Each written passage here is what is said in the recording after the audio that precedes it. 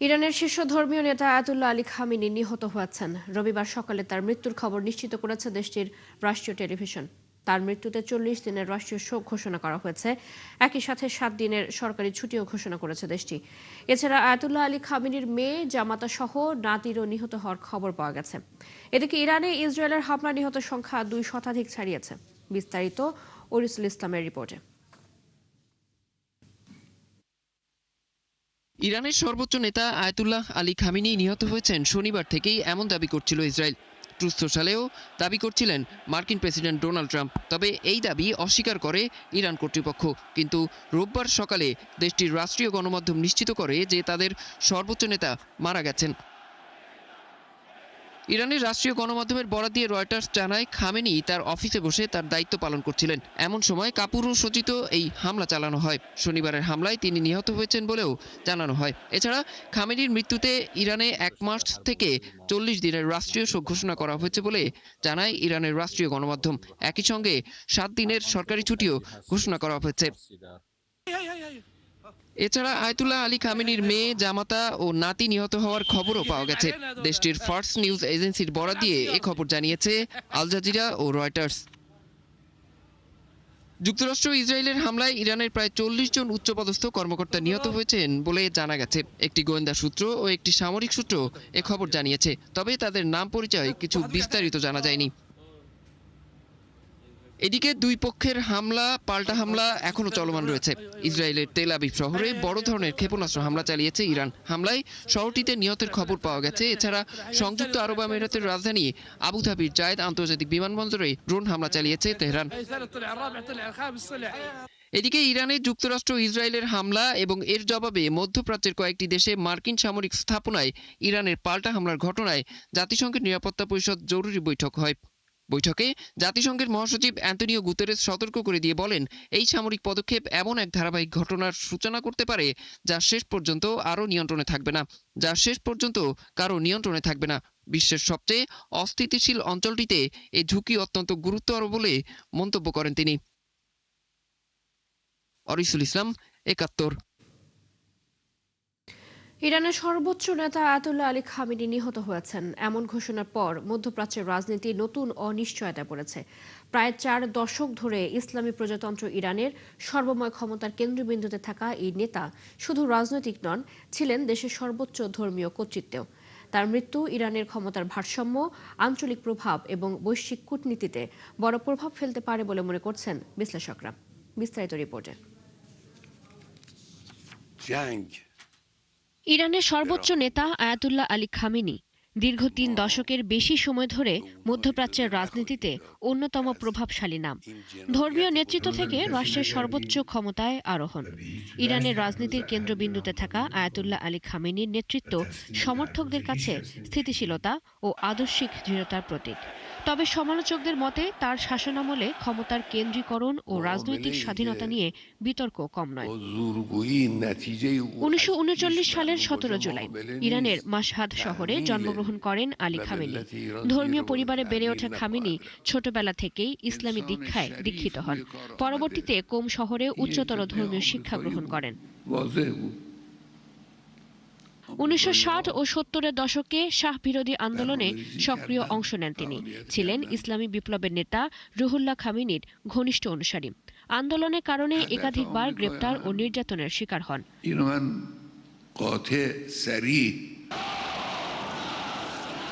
1981 সালে তিনি ইরানের প্রেসিডেন্ট নির্বাচিত হন এবং ইরান ইরাক যুদ্ধের সময় দেশ পরিচালনা করেন। 1989 সালে ইরানের সর্বোচ্চ নেতা হিসেবে নির্বাচিত হন। সর্বোচ্চ নেতা হিসেবে তিনি ইরানের সশস্ত্র বাহিনীর সর্বাধিনায়ক, বিচার বিভাগে প্রধান নিয়োগদাতা ও রাষ্ট্রীয় নীতির চূড়ান্ত সিদ্ধান্তদাতা। দেশের পররাষ্ট্র নীতি, পারমাণবিক কর্মসূচি ও আঞ্চলিক কৌশলে তার ভূমিকা অত্যন্ত গুরুত্বপূর্ণ। সর্বোচ্চ নেতা হিসেবে তিনি ইরানের সশস্ত্র বাহিনী, বিচার বিভাগ ও রাষ্ট্রীয় নীতির চূড়ান্ত নিয়ন্ত্রণ নিয়েছেন। দেশটির পররাষ্ট্র নীতি, পারমাণবিক কর্মসূচি ও আঞ্চলিক কৌশলে তার অবদান বিশাল। বিশ্লেষকরা বলেন, তার নেতৃত্বে ইরান মধ্যপ্রাচ্যে শক্তিশালী অবস্থান ধরে রাখতে সক্ষম হয়েছে। یک کار کاملا পারিবারিক قانونی و জীবনে مشروع খামেনি বিবাহিত, স্ত্রী মানসুরে খোজাস্তে বাকেরজাদে। তাদের 6 সন্তান রয়েছে, যাদের মধ্যে মোস্তফা খামেনি সবচেয়ে আলোচিত। কখনো কখনো সম্ভাব্য উত্তরসূরি হিসেবেও আলোচনায় আসেন মোস্তফা খামেনি। তবে সংবিধান অনুযায়ী সর্বোচ্চ নেতা নির্বাচন করে অ্যাসেম্বলি অব এক্সপার্টস। ধর্মীয় আলেমদের এই পরিষদ চূড়ান্ত সিদ্ধান্ত নেবে। খামেনি শাসনামলে ইরান ও যুক্তরাষ্ট্রের সম্পর্ক ছিল গভীর বৈরতায় পূর্ণ। তার সময়ে ইরানের উপর আরোপিত হয় কঠোর আন্তর্জাতিক অর্থনৈতিক নিষেধাজ্ঞা। মানবাধিকার ইস্যু, অর্থনৈতিক সংকট ও রাজনৈতিক দমনপীড়ন নিয়ে দেশে একাধিক দফা বিক্ষোভ দেখা দেয়। খামেনির নেতৃত্ব ইরান মধ্যপ্রাচ্যে একটি গুরুত্বপূর্ণ আঞ্চলিক শক্তি হিসেবে নিজ অবস্থান দৃঢ় করে। ইরাক, সিরিয়া, লেবানন ও ইয়েমেনে প্রভাব বিস্তারে তেহরানের কৌশলগত ভূমিকা তার সময় জোরদার হয়। বিশ্লেষকদের মতে তার নীতি ইরানকে একদিকে পশ্চিমাদের সাথে সংঘাতে রেখেছে, অন্যদিকে আঞ্চলিক শক্তির ভারসাম্য রক্ষায় গুরুত্বপূর্ণ ভূমিকা রেখেছে। আন্তর্জাতিক বিশ্লেষকরা বলছেন, তার মৃত্যু কেবল একজন নেতার অবসান নয়, বরং ইরানের ক্ষমতার ভারসাম্য ও মধ্যপ্রাচ্যের ভূ রাজনীতিতে একটি নতুন অধ্যায়ের সূচনা। চৈতি সরওয়ার, ৭১। এই বিষয়ে আরো খবর জানাতে আমাদের সাথে যুক্ত হচ্ছেন আন্তর্জাতিক বিশ্লেষক সিরাজুল ইসলাম। জনাব সিরাজুল, আপনাকে স্বাগত জানাচ্ছি আমাদের আজকের বিশ্বযোগে। শুরুতেই যেটা জানতে চাচ্ছি যে খামেনির মৃত্যুতে পশ্চিমা দেশগুলোর সাথে যে পারমাণবিক কর্মসূচি নিয়ে আলোচনার ধরন, সেখানে কোনো ধরনের নমনীয়তা বা কঠোরতা আসতে পারে কিনা, কি মনে করছেন? ধন্যবাদ আপনাকে। আসলে হযরত আয়াতুল্লাহ আলী খামেনির শাহাদাতের পর ইরানের রাষ্ট্রীয় নীতিতে যতক্ষণ পর্যন্ত এই ইসলামী প্রজাতন্ত্র আছে এবং যতক্ষণ পর্যন্ত ইসলামী সরকার আছে ইরানে, ততক্ষণ পর্যন্ত বেসিক কোনো নীতিতে পরিবর্তন আসবে না। পরমাণু কর্মসূচি ইরানের রাষ্ট্রীয় এই মুহূর্তে রাষ্ট্রীয় নীতির একটা গুরুত্বপূর্ণ অংশ। রাষ্ট্র যে সমস্ত কর্মকাণ্ড পরিচালনা করছে, পরমাণু কর্মসূচি তার ভিতরে খুবই গুরুত্বপূর্ণ একটা বিষয়।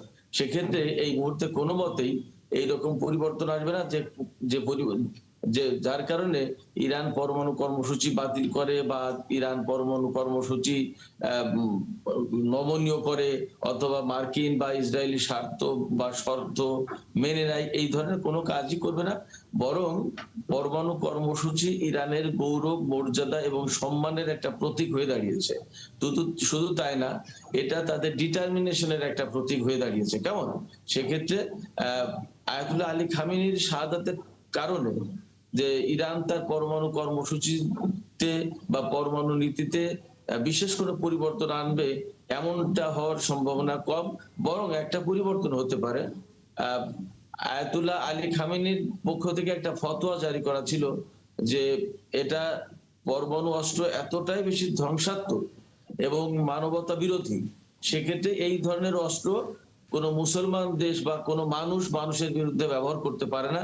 এই কারণে কিন্তু তিনি একটি ফতোয়া জারি করে রেখেছিলেন, যার কারণে আজ পর্যন্ত আনুষ্ঠানিকভাবে ইরান পরমাণু বোমা বা পরমাণু অস্ত্র তৈরি করে যে কথা বলেনি।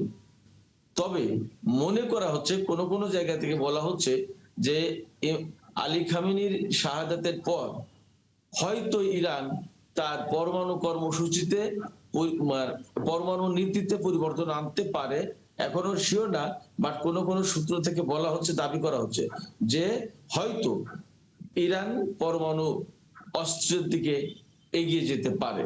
পরিবর্তনটা এইরকম হতে পারে, এমন হবে না যে পরমাণু কর্মসূচি নিয়ে আত্মসমর্পণ করলো বা দুর্বল করলো বা কমিয়ে দিল, ব্যাপারটা এরকম কোনো কিছু হবে না। আরেকটি বিষয় একটু জানতে চাচ্ছিলাম সিরাজুল ইসলাম, যে আয়াতুল্লাহ আলী খামেনির মৃত্যুর পর স্বাভাবিকভাবে যে প্রশ্নটি উঠেছে যে উত্তরসূরি কে হবেন। এখন সাম্প্রতিক উত্তেজনার প্রেক্ষাপটে নতুন নেতৃত্ব যেই আসবেন, তারা কি সংঘাতের পথে হাঁটবে নাকি উত্তেজনা প্রশমনে কাজ করবে, কি মনে করছেন?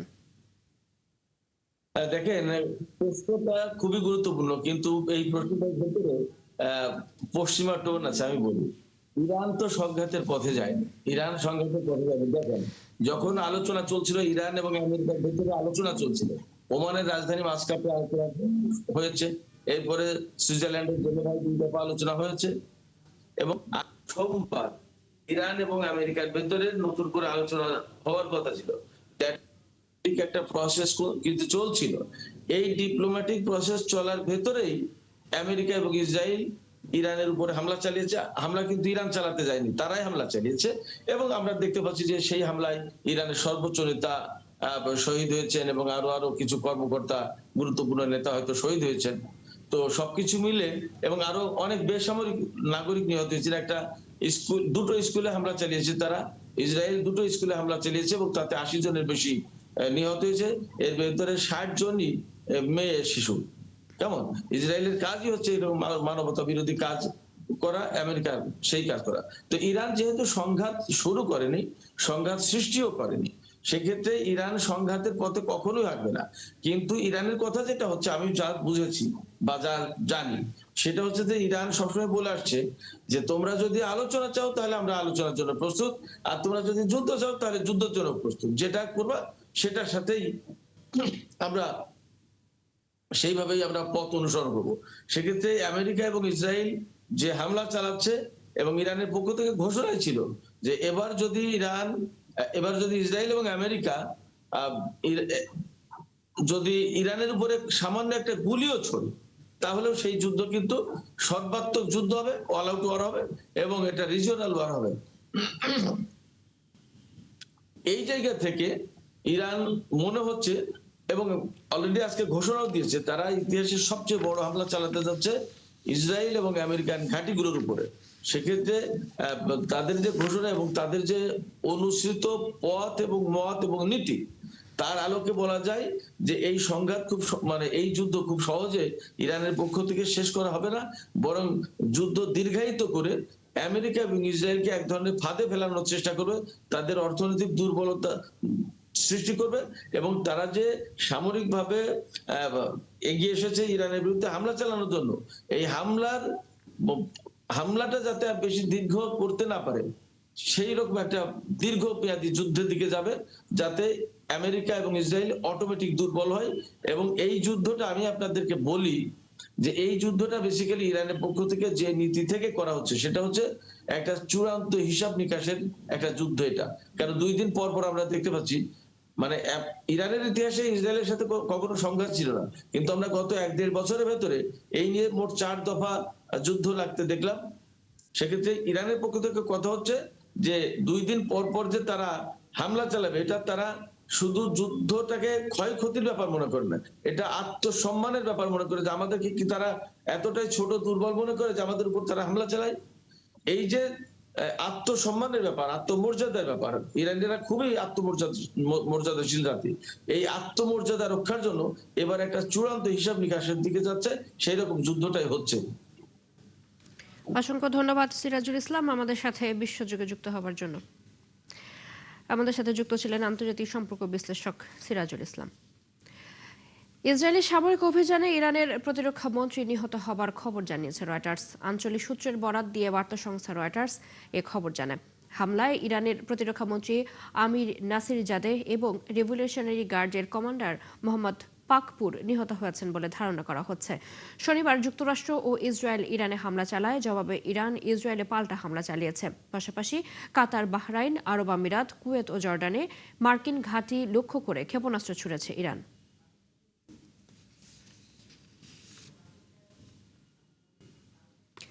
এদিকে কুয়েতের আন্তর্জাতিক বিমানবন্দরে ড্রোন হামলা চালিয়েছে ইরান। এই হামলায় বিমানবন্দরের 2 বাংলাদেশি কর্মী আহত হয়েছেন, তাদের পরিচয় এখনো জানা যায়নি। একই সাথে ইসরায়েলের কেন্দ্রে আবারও মিসাইল হামলা চালিয়েছে তেহরান।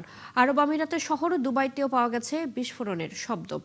কুয়েত সিভিল এভিয়েশন কর্তৃপক্ষের মতে একটি ড্রোন কুয়েত আন্তর্জাতিক বিমানবন্দরকে লক্ষ্য করে আঘাত হানে, এর ফলে বেশ কয়েকজন আহত হবার কথা জানায় তারা। পাশাপাশি বিমানবন্দরের কয়েকটি ভবনে ক্ষয়ক্ষতির তথ্য জানায় এভিয়েশন কর্তৃপক্ষ। অন্যদিকে ইরানে ইসরায়েলের হামলায় হতাহতের কোনো খবর পাওয়া যায়নি। দুবাইয়ে হামলার ঘটনায় 4 জন আহত হয়েছেন। এদিকে পরিস্থিতি স্বাভাবিক না হওয়া পর্যন্ত সবাইকে ঘরে থাকার পরামর্শ দিয়েছে কাতার সরকার।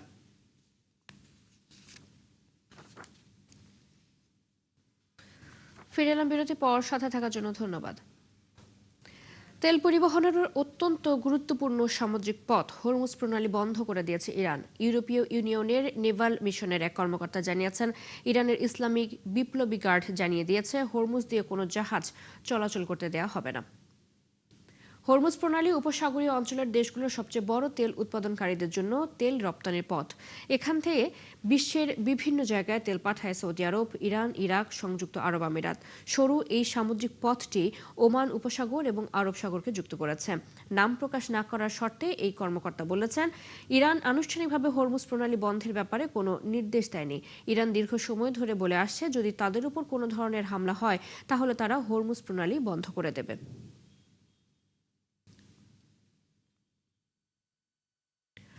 ইরান, ইসরায়েল ও যুক্তরাষ্ট্রের মধ্যে সংঘাতের কারণে কাতারের আকাশসীমা বন্ধ, তাই সব ফ্লাইট বাতিল করেছে কাতার এয়ারওয়েজ।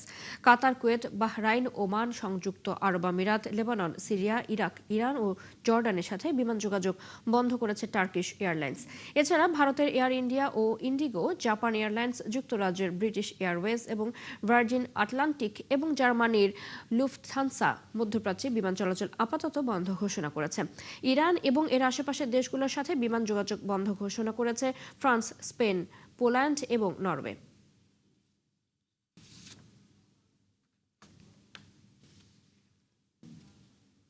নিচে আরো একটি বিরতি, ৭১-এর সাথে থাকুন। ফিরে এলাম বিরতি পর, সাথে থাকার জন্য ধন্যবাদ। ভারতের কাশ্মীরে শিয়া মুসলিমরা ইরানের সমর্থনে বিক্ষোভ মিছিল করেছে। এদিকে জার্মানির বার্লিনে তেহরানের দূতাবাসের সামনে বিক্ষোভ মিছিল করেছে ইরানের ন্যাশনাল কাউন্সিল অফ রেজিস্ট্যান্সের সমর্থকরা। বিক্ষোভকারীরা ইরানের সর্বোচ্চ নেতা আয়াতুল্লাহ আলী খামেনির পোস্টার, ব্যানার বহন করে যুক্তরাষ্ট্র ও ইসরায়েলের বিরুদ্ধে স্লোগান দেয়। ইসরায়েল ও যুক্তরাষ্ট্রের যৌথ হামলা চালানোর কয়েক ঘন্টা পর বিক্ষোভ হয়েছে ভারতের কাশ্মীরে এবং জার্মানির বার্লিনে। বার্লিনে বিক্ষোভকারী ইরানের স্বাধীনতা ও গণতন্ত্রের দাবিতে স্লোগান দেয়। এ সময় তারা দাবি করেন, ইরানের রাজনৈতিক বদল জনগণের মাধ্যমে সম্ভব। এদিকে যুক্তরাষ্ট্র ও ইসরায়েল ইরানে হামলার পর লন্ডনে ইরানের সরকার বিরোধী বিক্ষোভ মিছিল করেছেন বেশ কিছু মানুষ।